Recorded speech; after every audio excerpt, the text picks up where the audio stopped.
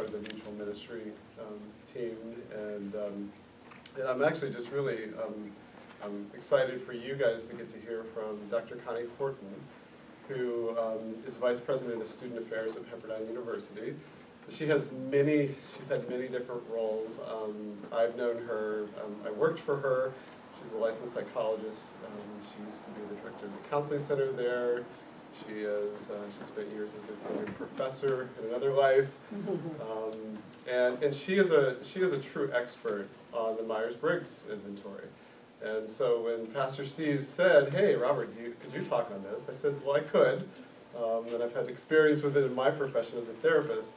I knew I was really happy that Connie could join you guys today, because she can really present it in a way that really brings it to life, and in a way that I think people can just really get it. So without further ado, let me just introduce to you Dr. Connie Horton.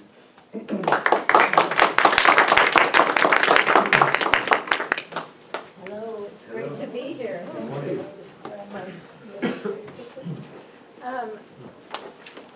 It is my great pleasure to talk about this. I do think it's a measure that is very practical for people. I will say right off the bat, because there's always going to be some questions about, is this real, is this valid, it's not a perfect measure. There's no perfect measure, and this one certainly has its share of critique, of critics, for a good reason. There's some probably problems with it, but it has stood the test of time for some reason. People repeatedly find it helpful for individual growth, in marriages, in parenting, in families, in corporations, in churches. So I've enjoyed doing workshops like this, sometimes retreats, etc., for churches, for couples, for teachers, all different groups, I think, can learn from it. And even in all its imperfection, I think what it is a human attempt to capture a truth that I think is God-given truth, God-designed truth. I always think of 1 Corinthians 12 when I consider the diversity that was God's plan. And the Myers-Briggs, think of it as an attempt to kind of put some practical aspects on that. Think of this passage. Just as a body, though one has many parts, but all its many parts form one body, so it is with Christ. For we're all baptized by one Spirit so as to form one body, whether Jews or Gentiles, slave or free. And we were all given to the one Spirit to drink.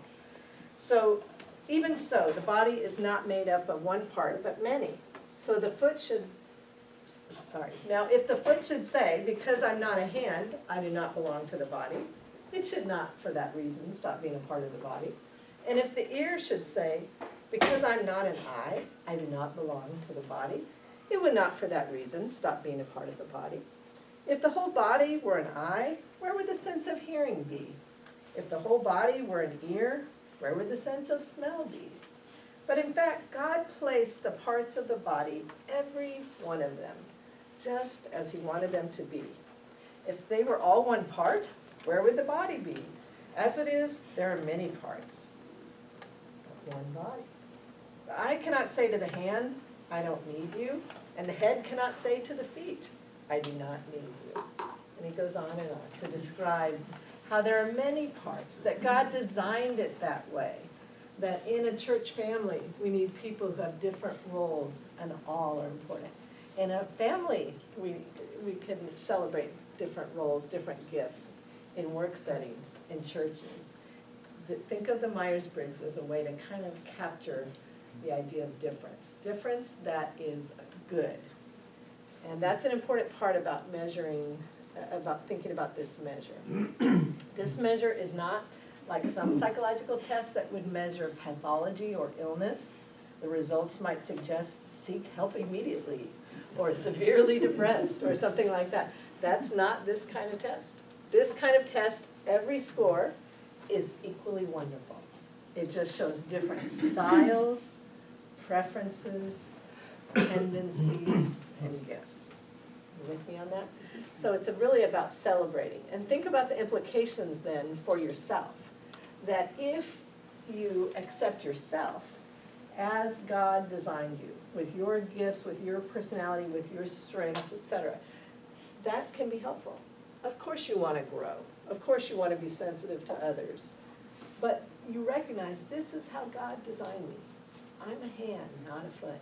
I'm an ear, not a head. That's okay. God designed those differences. And that's one step. And then the next step, maybe more challenging, is to say, oh, maybe, just maybe, God designed that other person, maybe even person that I'm finding a little bit challenging right now, designed them to be different than I. That if God wanted to, he could have made us all the same, just like me. But apparently God had a different idea. And he gifted people differently, and he gave them different personalities and different styles. And so the real journey is twofold: to accept yourself, recognize your gifts, and then to accept, celebrate, help develop others. Make sense? A metaphor that's used a lot is the idea of a tree. So what is an acorn going to become? An oak tree. What if you really, really want it to be a pine tree? Too bad. Too bad. It's destined to be an oak tree, right? Now, you could be very stubborn and say, no, no, no, I am going to make this oak tree into a pine tree. And you could try to trim it a certain way, but what would happen? It wouldn't thrive. It'd be an ugly, unhealthy oak tree, but it would still be an oak tree, right? What if you wanted to be a palm tree, right? You get the point. Okay, easy to see with trees, more challenging with children, or with colleagues, or with people that you're working with. The goal would be, from this point of view, to say, I want to understand who you are. And I want to, as your friend, as your mother, as your boss, as your colleague, as your fellow church member, I want to help you thrive in becoming who you were created to be. Finding a place to use your talents, celebrate your personality, your giftedness, your style, instead of saying, become like me, become like me. With me? All right. So we will get into, how many of you have taken it? Okay. And a few of you, I was able to give you the shorthand version. So who did I not speak to and has not taken it? How many? A few of you. Okay. So here's what we're going to do. We're going to be moving for each type. I'm going to start on each one. I'll give a first question before, and you go to the way you think it is, and then later, I have these sheets so you can take the test later if you would like to. But it'll be more fun probably if you'll play along for now, doing it in a too short version, but at least to get the idea of it. Okay. This measure breaks it down into four variables that are continuum. And that's important to notice. I'll describe each one, and then we're going to get into combinations. But important to notice about the continuum, because even if you've taken it as I'm describing it to you, some will seem more like, oh, that really fits for me. And some you'll think, oh, I'm not sure. It might partly be because on some of the measures you might be strongly to one side, and others you might be a lot closer to the middle. So for example, on extroversion versus introversion, this person gets an E score and this person also gets an E score. But this person answered a lot more questions in the direction of E, but this one just did slightly more than half in the direction of E. Do you understand what I'm saying? So you can be very extroverted or very introverted or a little bit. You know, your preference might be strong or not. I'm going to talk about it more in the extremes just to illustrate, but just keep that in mind that it is a continuum. Okay, so let's dive in unless there are any general questions before I get into the separate categories. Any general questions? Okay, so they gave us 5 choices on the test that we took online. Uh-huh. So I guess that's kind of like 1 through 5 in terms of the least and the most. Okay. Because when I saw uncertain, I just said sometimes yes, sometimes no, and I ascribed that to being uncertain. Yeah, that's good. That's fine. And part of a metaphor that's been used to describe is you're trying to see which way the wind is blowing. If I threw up the straws in in this storm, which way is the wind blowing? Some straws are gonna fall off to the side, some straws for some reason are gonna go the other way, but mostly the wind is blowing this way. Because they said like, I mean, they give percentages to each ones, but I was somewhere, I was never less than 6. I was never more than 12%, so they Okay. said slight for Slight every on all of 4. them, So- okay, so you're gonna really maybe be a person who was kind of in the middle along the Yeah. way. So as I talk about this, some will fit for you more strongly, but many will kind of feel like, I could be on either side. I have I don't want to get too expansive here, but I have a real problem with, yes, no, or Yes. motive, like 1 through 4. I want 1 through 24. Right, I That's my got it. greatest characteristic. I always want a. And then other people want 1 through 2. Imagine that through life experiences, these are gonna change over time as you grow. Oh, yeah. I think that gentleman pointed out. I've taken this test 3 times. The second time was almost 20 years ago, and I had the results of that one, and it was different. than Is this it really one. different? How different? I came out ENFJ here, Uh-huh. and that one was ENTJ. Okay, so just 1 letter. This one, oh yeah, this one. Yeah. The idea would be, overall, it tends to be fairly stable, but yes, over time, we'll talk about this more in a little bit, but you can develop the other side, and you can grow in your own self-awareness increasingly through the lifespan. You talked a lot about that. Yeah, you had a question. Well, you probably just said why, because I've done it twice, and I came out the same twice, but I felt I was surprised I came out the same, because I feel like I've You've changed. changed, Uh-huh. But your especially core the- sense of my core sense of yourself, myself must be the yeah. same, or maybe I'm closer to the middle than I was. Right, that could be, yeah, so even like if you switch from NF to NT, it could be that you were right there and then right there. But people who have strong preferences usually don't change. They said that that this is not the classic Myers-Briggs. It's a their own short version. copyrighted Sure, stuff. sure, Is that, yeah. how long is the real one, so to speak? It's a bit longer. Much longer. Yeah, Questions different, kind of? yeah, they have to be a little bit different, but they're two results are the same. But I'm gonna go back to what you said about you would have liked to have the whole continuum of options. Robert and I were chatting before, and I said, sometimes I feel like I don't even need to see people's scores, I just need to watch them approach the test, right? Some people are like, wait a minute, there's not enough options here. Some people are, I don't want to be pigeonholed, I'm an individual. Some people lose the direction, some people, are super cooperative. That would tell me as much as your score. Okay. All right, so let's go ahead and jump in. So this first dimension, we use the term a lot, extroversion versus introversion, in lay language, right, in everyday language. What do people mean? Just talking with fellow parents or something like that, if they say, oh, your daughter's Quiet or outgoing. quiet or outgoing, right, and sometimes they'll even put something like shy with introverted and confident with extroverted. Myers-Briggs means it a little bit differently, or this theory means it a little bit differently. Here they're talking, the key issue actually is energy in this model. So if you will play along, let's put the extroverts over here and the introverts here in just a moment. And extroverts, for those who didn't take it so you can think of yourself quickly, extroverts get more energy by being with others. So think about it, if you've had a long week, if you would like to be with friends to recharge or have a bunch of family over because you're tired and you want some people with you now, you're probably an extrovert. If you're like, no, if I'm tired, I need my own room and a book and a bath or something like that, some solitude to recharge. The issue is energy.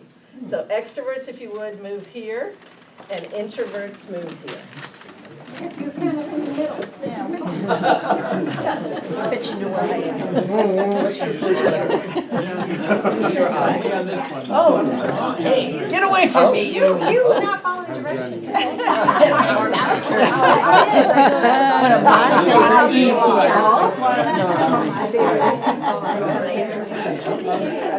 Surprise. This one is I guess, you know, sit where I do, kind of in the middle.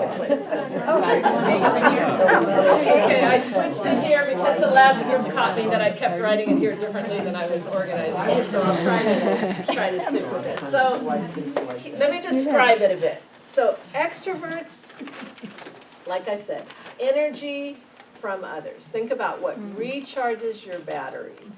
This is not, and introverts recharge through solitude. This is not about skill. It's not about abilities. So one of the questions, for example, is, do you stay late at a party with increased energy, like you go home pumped up and you can't get to sleep? Or are you one of the earlier ones to leave and you go home kind of tired? That's why we drive 2 cars. But it's not about skill. These introverts might be very socially adept at the party. They may be especially gracious and inviting people into conversation, et cetera. Now, they might prefer, I saw your face. they might prefer a one-on-one quieter conversation than entertaining a whole table or whatever. But they have social skills. It's not about skills. It's about energy. That's one of the biggest differences of extroversion and introversion. But there are other differences also that really can play out in all kinds of relationships, whether at church or at work or in the family. And it has to do with how much you have thought about something before you say it. Extroverts think out loud, brain going, mouth open, right? Like extroverts, that is truly how they think. They think out loud. The idea of working it all out first before you share it is not the way they roll. Introverts, yes. Does talking to yourself out loud count? That could be. Introverts, on the other hand, tend to work it through quite a long time, to think through something before they share it. How can you imagine that might cause a potential misunderstanding or a conflict? Especially text messages within the family. Okay. Oh, You want to say more about that, or does that capture it? it was too painful. Too painful? After I got bit by a dog. Oh, boy, okay. Okay. I'm sure I drive my husband crazy. I mean, he's an incredibly patient man, as most people know, and thank goodness, because and then I'll get it all out, and I'm like, okay, I'm done, sorry. And he just stands there. Got it. I'm kind of the same way. My husband and I will be talking, and then I'll start answering or talking. He'll say, will you please let me finish? Although I've done the same thing to him, so, yeah. Yeah.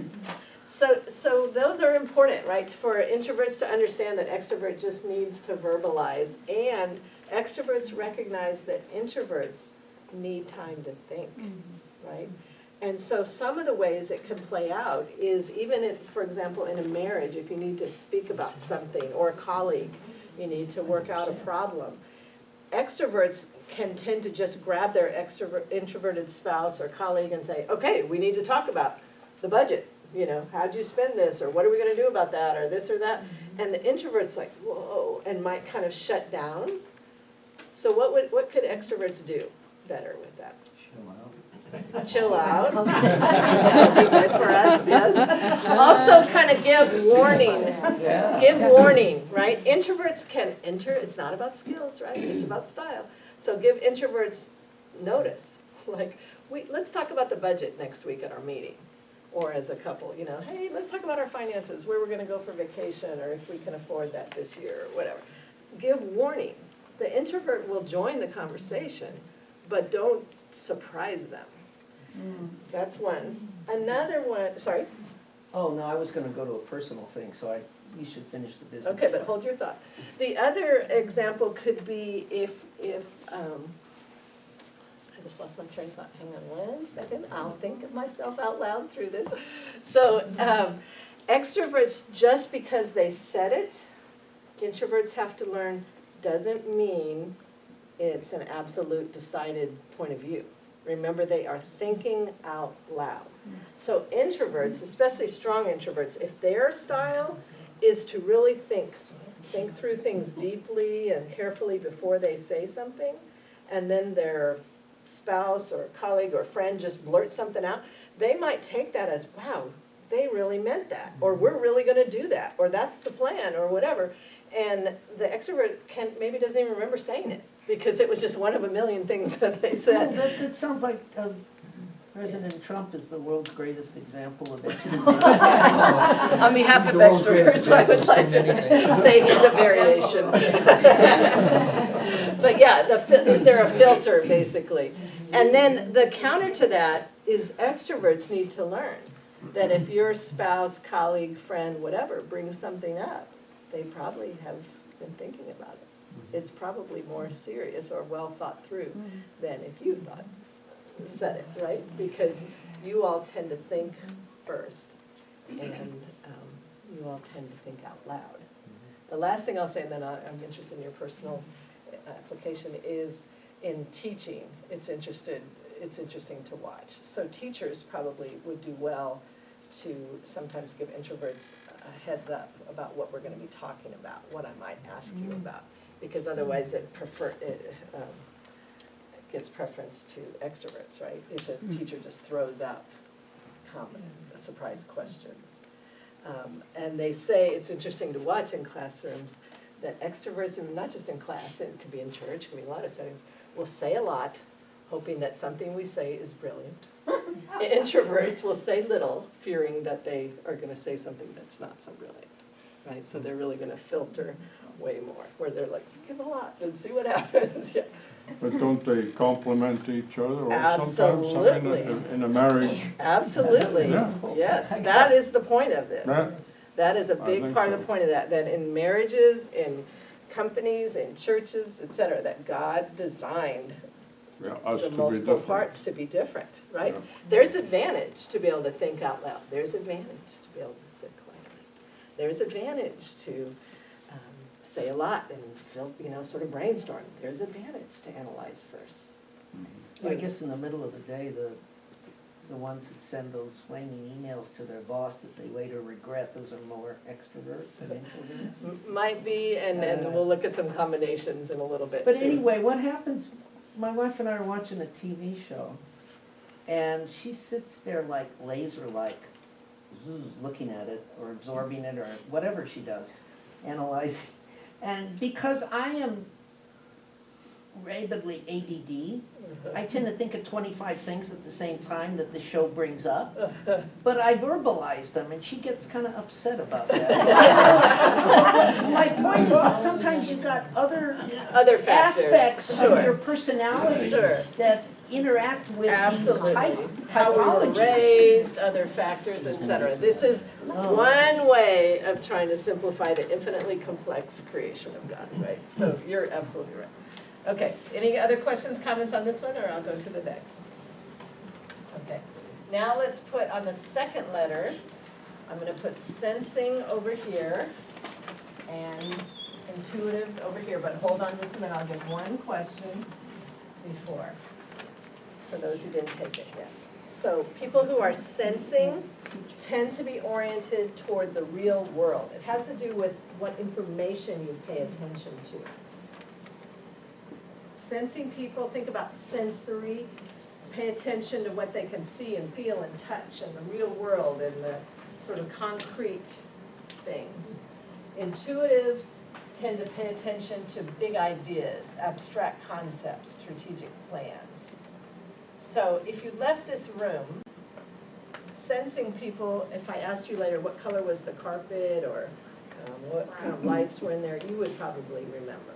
Intuitives would be like, I don't know, I was listening to the idea, right? So S's here, N's here. Okay, see you later. See you later, honey. I get to stay. Yeah. You had to say. All right. I'm an ass. Over there. Oh, okay. And stand for it. You're back. I am. Although I don't know, I want to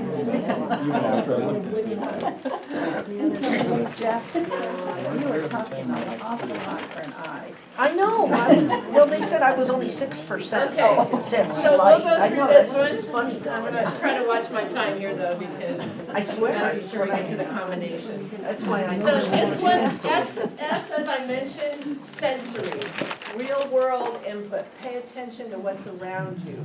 Tend to think in linear, step-by-step kinds of ways.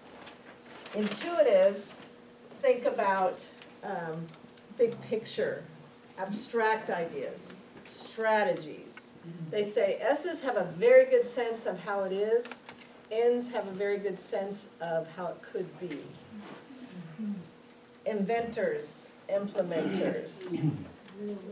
And N's accuse S's of being in a rut. S's accuse N's of having their head in the clouds. Okay? A day-to-day example is think about directions. N's think about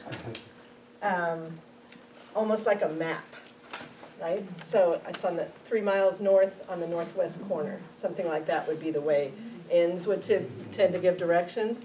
S's would go in a linear way. Okay, you're gonna drive past the Dairy Queen, past the Kroger on the left, and then there'll be a big oak tree at that intersection. It's not that one. Keep going. They're just walking it through. And then that happens in everyday life in a lot of different ways. In communication, if you're split as a couple on this or with a good friend or colleague, it's good to notice the differences there too. S's will tend to do, like I just described with the directions. And then so-and-so said this, and then this happened, reporting their day. N's have a hard time hearing that unless you tell me what you're gonna want from me. Give me the abstract idea. So if my spouse comes home to an N, it would be good to tell the N, I've had a hard day, I just need to vent for a minute. Okay. Or I need to know what I want to do with this client. Or help me figure out what to say next to her. Say something like that first. Give me something to hang it on. N's can listen to detail, but they have to know where it's going. N's can help S's by throw them a bone. Give them some detail. Don't just conclude. N's tend to jump from idea to idea. So here's what's been happening, here's what we're doing, here's the plan. And S's are like, whoa, how did he get there, right? So give me some of the blow by blow, the detail. Fill it in. Make sense? Okay. You can imagine how you need both types, right? And how they complement each other. Somebody who's thinking big picture, somebody who's real world. With me? All right, let's go to the next one. Let's put over here thinkers and over here feelers. T versus F. Thinkers are more logical, objective, factually oriented people. F's are more attuned to relationship, subjective factors, etc. Are you coming back? I'll see you later.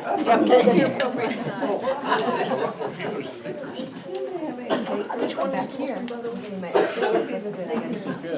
Are you the same? My papers here. Okay, again, you must remember that it's not about what are you capable of, but preferences and styles.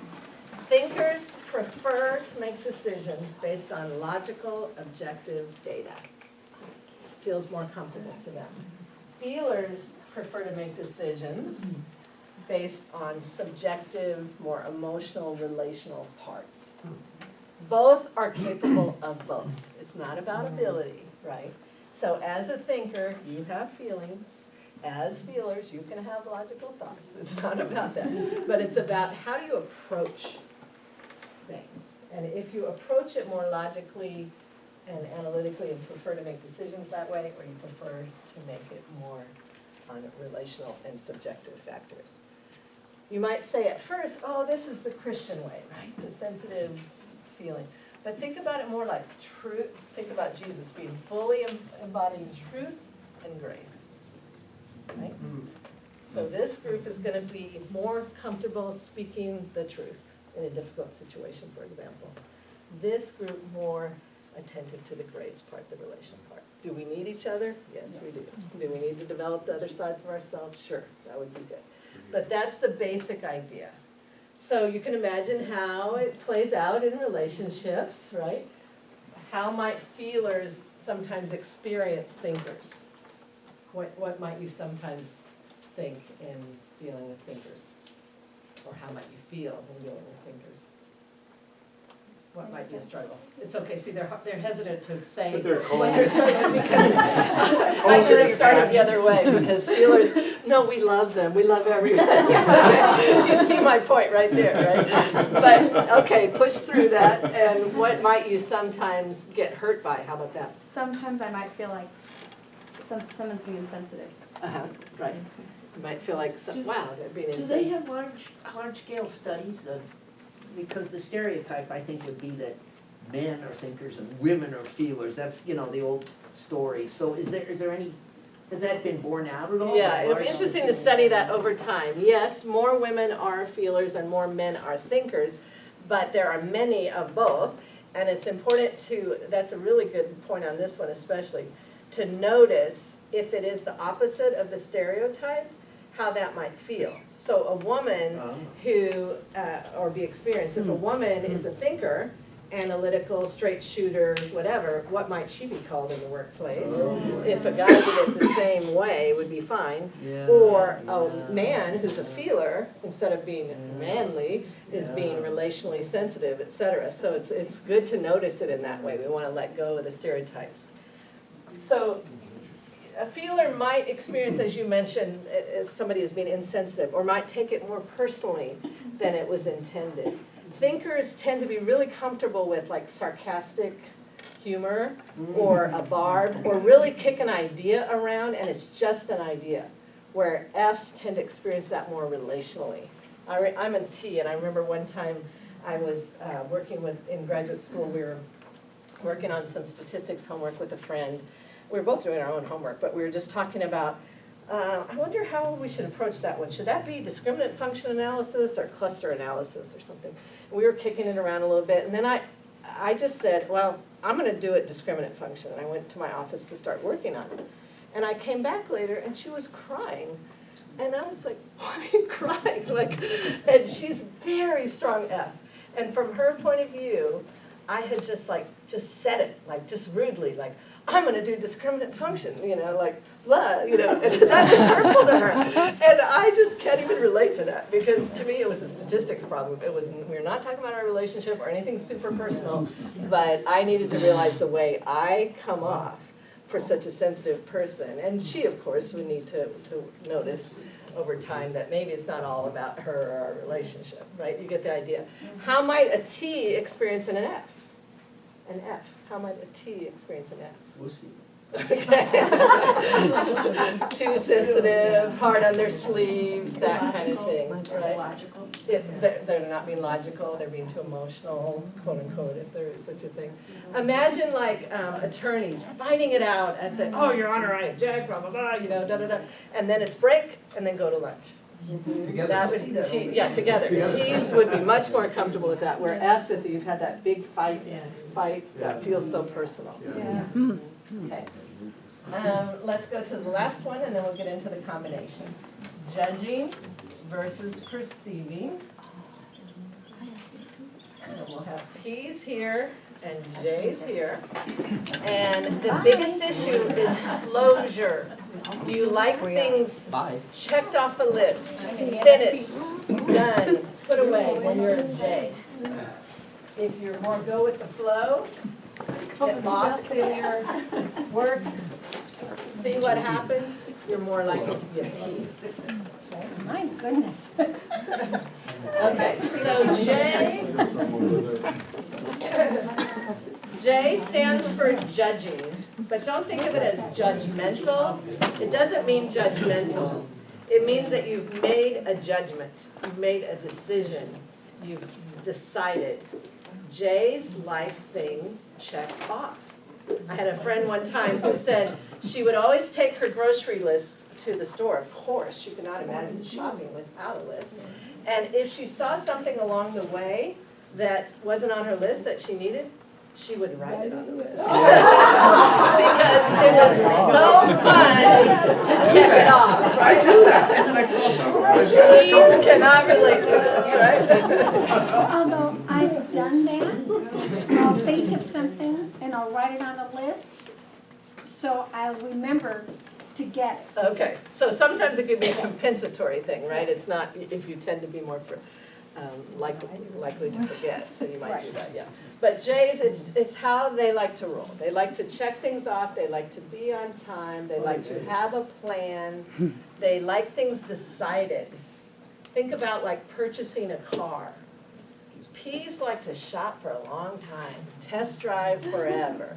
J's can do that for a point, but they want a decision. And it's kind of uncomfortable, the I don't know phase. P's are the other way around. They're go with the flow. They're see what happens. They're lose track of time. And if you have a feeling, I mean, there's fewer on this side, I stay here, I mean, I'm sympathizing with the feeling. You're just being kind. You're an F who's pretending to be a P, gotcha. But there are some studies that J's have more heart attacks. I say, as a J, a little biased, P's give them to us. Just kidding. In all seriousness, J's wish they could be P's. Like the idea of getting lost in time and so on is hard for J's to realize, to even imagine. J's are viewed often as the responsible ones because they are so aware of time, due dates, bills being due, etc. And P's get a bad rap probably for being more go with the flow. But really important to know that J's can have an impulsivity of their own kind. And let me explain. So P's are more likely to have the kind of impulsivity of, oh, sorry, I was late. Oh, I forgot. You know, I just felt like doing it, that kind of thing. But J's will have a different kind of impulsivity. They will like to make a decision so badly that sometimes they will make a decision before they're ready to, right? I just can't decide which college. Fine, I'll just choose one. Yeah. I don't know if I should marry him or not. Okay, I just no or yes, you know. And that's dangerous. That's impulsive in its own right, right? And so before you're too quick to say, oh, these are the responsible ones, these are the more go with the flow. There's an impulsivity that can happen with really needing to make a decision or feeling like you need to make a decision. So this is a good time for me to introduce the concept of personal growth that Jung would talk about in this, that hopefully by the midlife you befriend your shadow or develop your inferior functions. And what that means is although you might always tend to be one way, you start to appreciate the other side. So let me give a personal example again. So I'm very J. I tend to like my decisions made, things put away, etc. But finally, with the last major job decision, I was able to let myself not know. You know, when I was thinking about coming to Pepperdine a few years ago.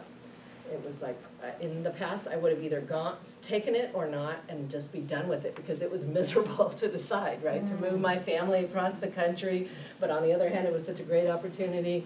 But on the other hand, we had such great friends. But on the other hand, right, you can make yourself crazy. And in the past, my strength would be just make a decision and live with it.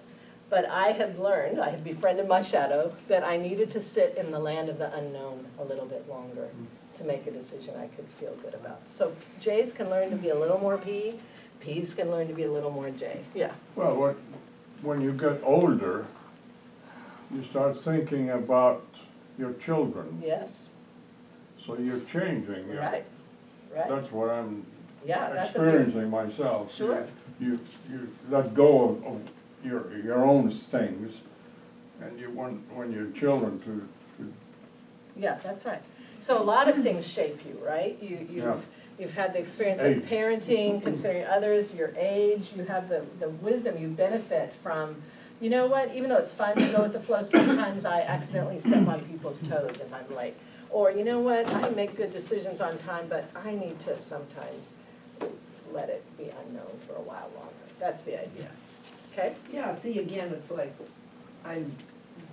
anybody in choir knows I'm horrifically, at the last moment, second, instant time, I'm on time, maybe.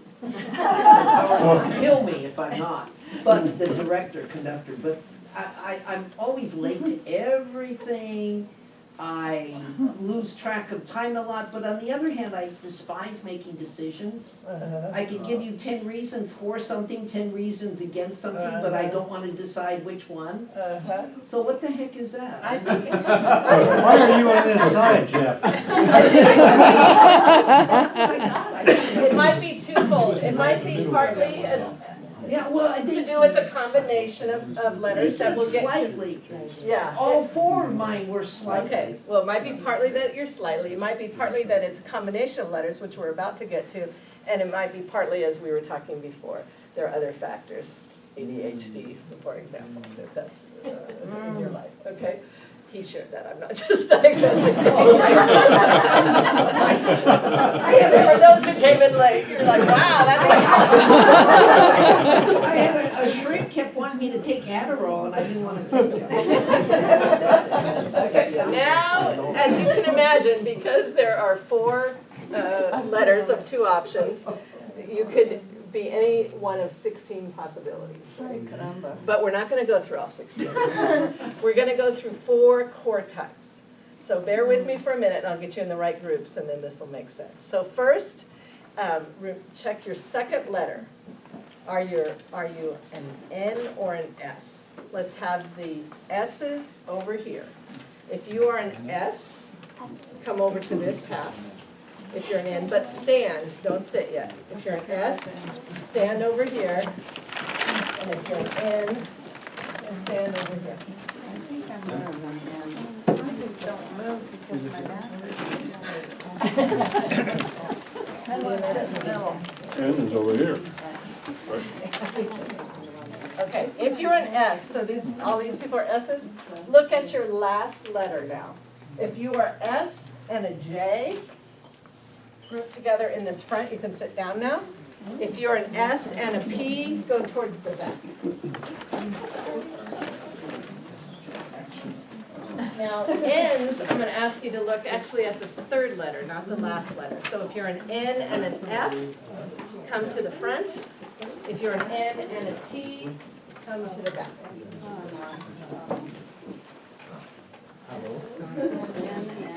Okay, now within these 4, of course, there would be 4 more, right? So within SJ, you're going to have ISFJs and ESFJs, ISTJs and ESTJs. 4 variations of SJ, etc. But the idea is that SJ is so core. It's like the basic personality grouping. SP, NT, and F, that those are 4 key ways to group people that really make them quite similar, even though there's variations on the theme, okay? And think about it like this. Have any of you taken an intro to psych class or something? Do you know Maslow's hierarchy of needs? Do you remember what's at the top? What did he say? The ultimate self-actualization. Maslow said everybody's going for self-actualization. Kiersey, one of the writers in this area, would say, that's only true for some people. There's other things that are most important to other people.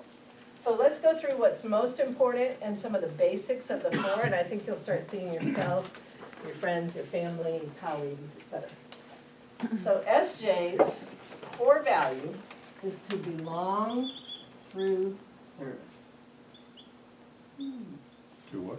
Belong through service. They want to meet a need, they want to help, they want to fit in by knowing how they can contribute. That's exactly mine. They've been called the cornerstones of society. We'd be in trouble if we didn't have SJs around us. You give it to an SJ, they're going to take care of it. They're extraordinarily reliable, faithful, tend to admire tradition, tend to appreciate structure and predictable environments, and they will provide service. And the pastors. And I notice your pastors. Pastors, And wives. Yeah, interesting. And teachers. Teachers are very high, especially elementary, are very highly represented here. I do a lot of teacher workshops, the majority are SJs. Yeah. Okay. There are other types too, and we'll talk about why different types will go into the same professions if we have time. But so SJs belong through service. That's what's most important to them. SPs back here, we have a few. SPs like something very different. They, remember, both share that real world orientation, but these are the organized, check it off, do it, time sensitive. These are more the go with the flow. So these tend to be people who really value freedom. SPs. You could say we all do, but they really do. Some say for SP children in a traditional grade school, if it was sort of old school in rows, raise your hand, et cetera, can almost feel punitive to SP kids. They tend to need to move, to touch, to feel, to experience, to learn. Like a Montessori kind of school is very SP world. They are often the life of the party if they're extroverted SPs, or at least they're very go with the flow people if they're introverted SPs. Some say we all kind of wish we could be SPs. But they also can get a bad rap, especially the extroverted SPs, because they can be sort of the class clown kind of personality. Looking at the group, I'm not sure, I don't know these people, but they're not fitting the stereotype, I'm guessing. But again, it can have to do with place in life and extroversion, introversion, et cetera. Okay, you with me? But now, come to the other side of the aisle where you have the intuitive. So these are the real world folks. These are the more abstract idea people. You have the big picture abstract thinkers in relational sense. So these are people, NFs, core value is authenticity. Sorry. And personal growth. So these people are very good at seeing the potential in people, in projects, possibilities. They value very real relationships, very genuine conversation. People being fake is really intolerable to NFs. If I were going to give stereotypic occupations, yes, teacher here. This group will have more, typically more exciting, if you will, occupations. Like this type could be family physicians. This type, if they're physicians, more likely going to be like trauma doctors or something where there's a lot of EMTs, riding the helicopter, police, firefighters, yes, absolutely. And then this, the stereotype, and again, you could be the same occupation for different reasons, but just to illustrate the ideas, would be a therapist. I know where you're coming from, and support you, I see what you mean, that kind of language is very NF. Okay? NT, core value is competence. Competence.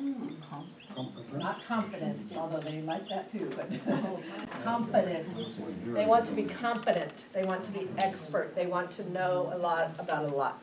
They tend to research things well, they tend to develop expertise. These two next to each other, SPs like to play and often can get lost in play. NTs like to play too, but sometimes SPs will say it's sad to watch NTs play because we tend to want to get a little better, a little faster, keep score, be competitive, and they're just having fun, right? So it's kind of a different way of fun. Both tend to like tools. So you can see how different types could have some similarities. SJs are the most likely teachers, but NFs are often teachers too. Think about how teachers would see potential and possibility and treat kids differently, et cetera. You can see how you cut across. But those are the basic distinctions. And I'm going to share it one other way too, and then we can take it in some different directions as you like. But Kiersey, one of the authors in this area, and he wrote the book, Please Understand Me, if you want to read a little bit more. But he says, he uses a war metaphor. Now, in the last class, they later asked me, how about solving hunger? So we'll use that application in a minute, because a war metaphor is particularly troubling to NFs, right? It's just even that language of war is disturbing. So if you'll pardon me, it does use a good illustration. So imagine you're going to war.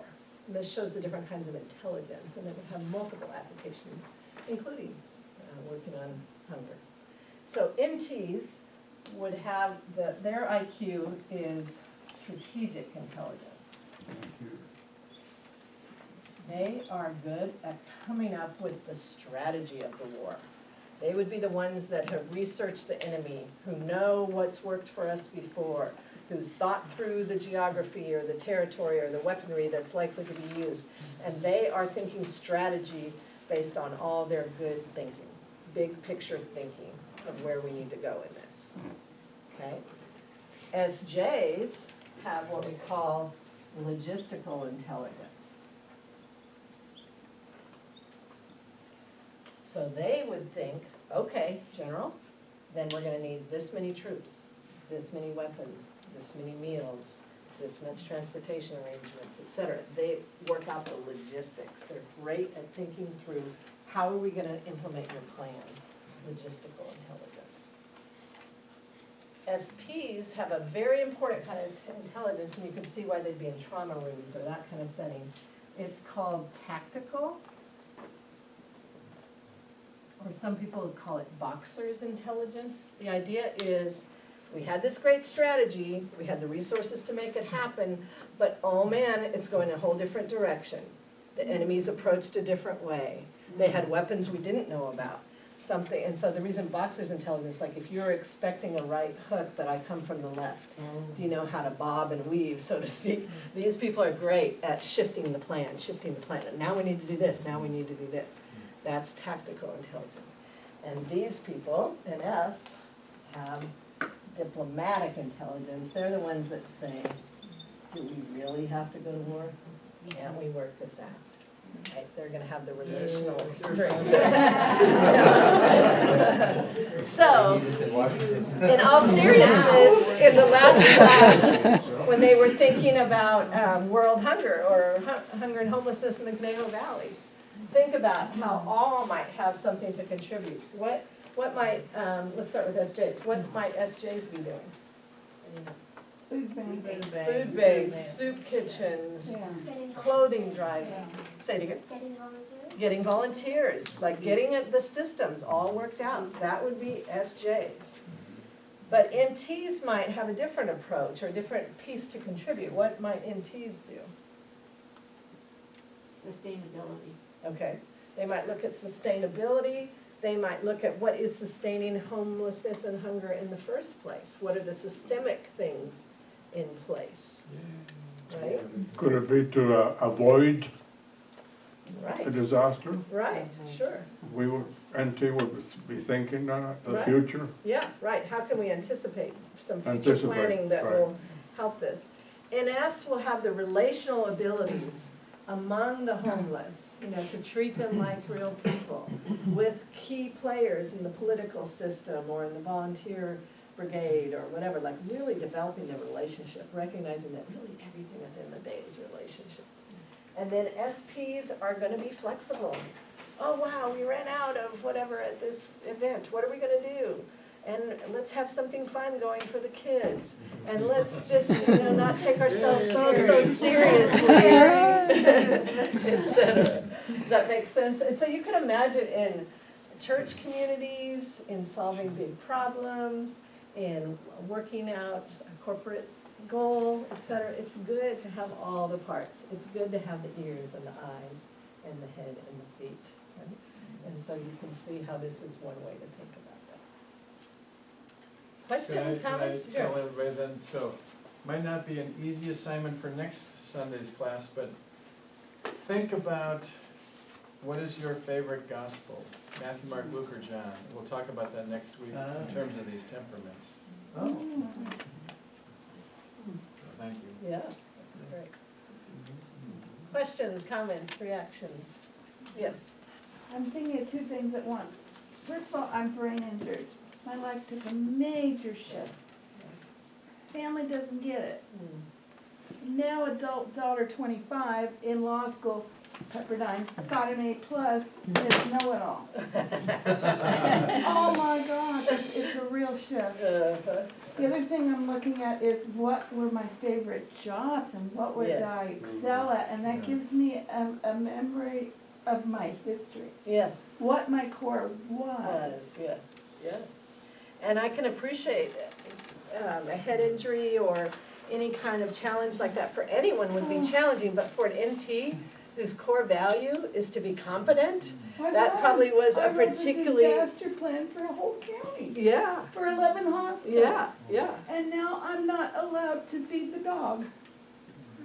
Yeah, so huge loss for you.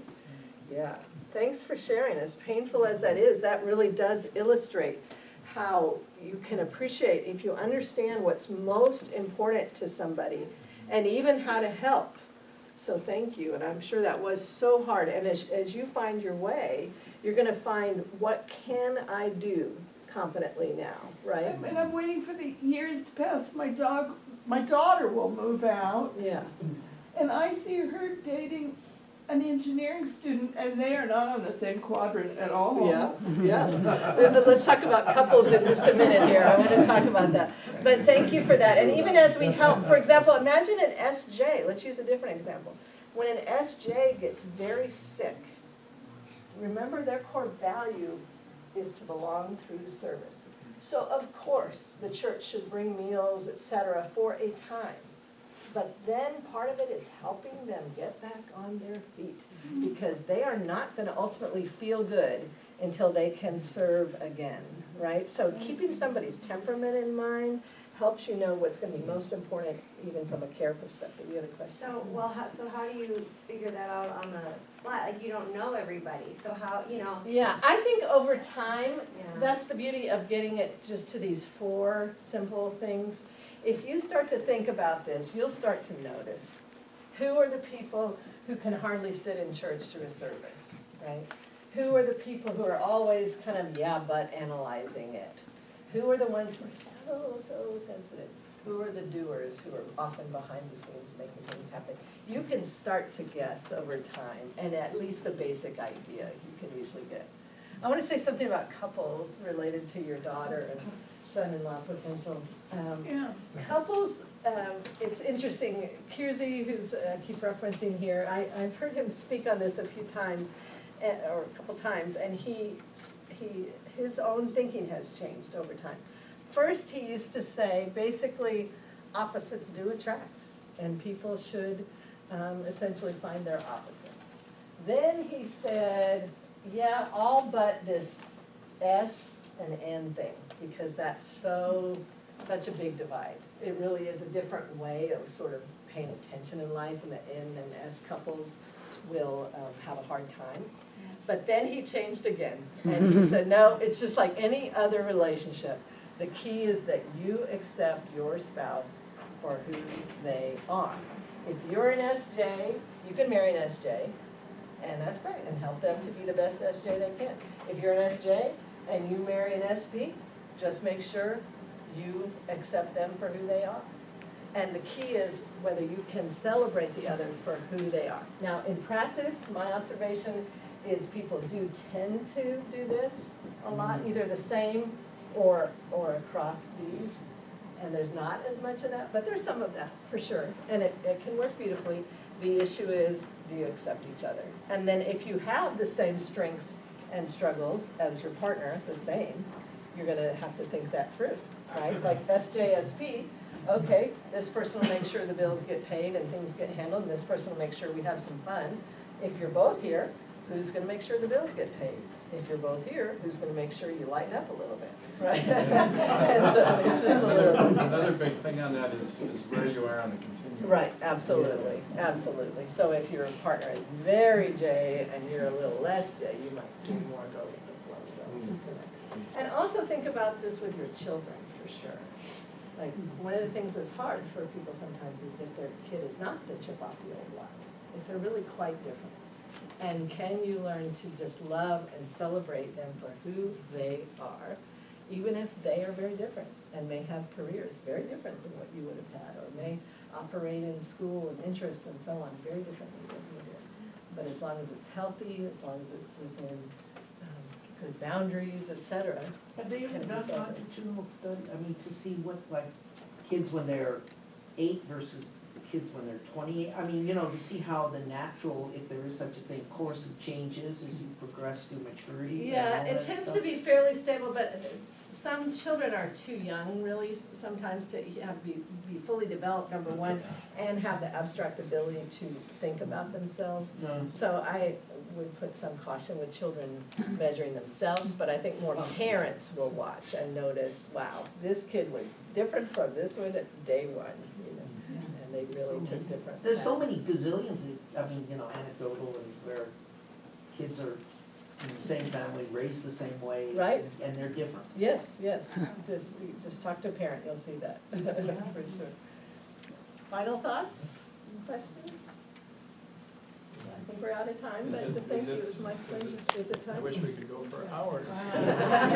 Great. Yeah, Can you so, write down the book? Sure. Thank you. So remember what I said at the beginning, the most important things.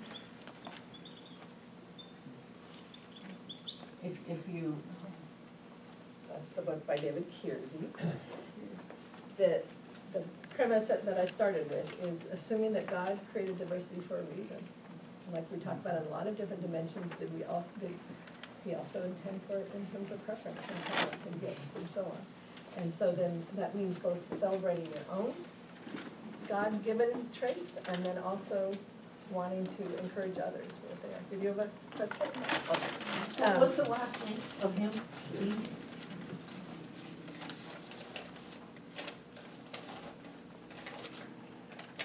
Kinsey? Kiersey, sorry. Kiersey. He's my- I was thinking of the K-I-E-R. famous guy with Not, K-I-R. no, not the sex studies. That's a different class. K-I-E-R. K-I-E-R-S-E-Y. so we want to thank you so much. We have a thank you for you. Oh, you're sweet. Thank you Very so much. much. Now, let's My give her a pleasure. hand.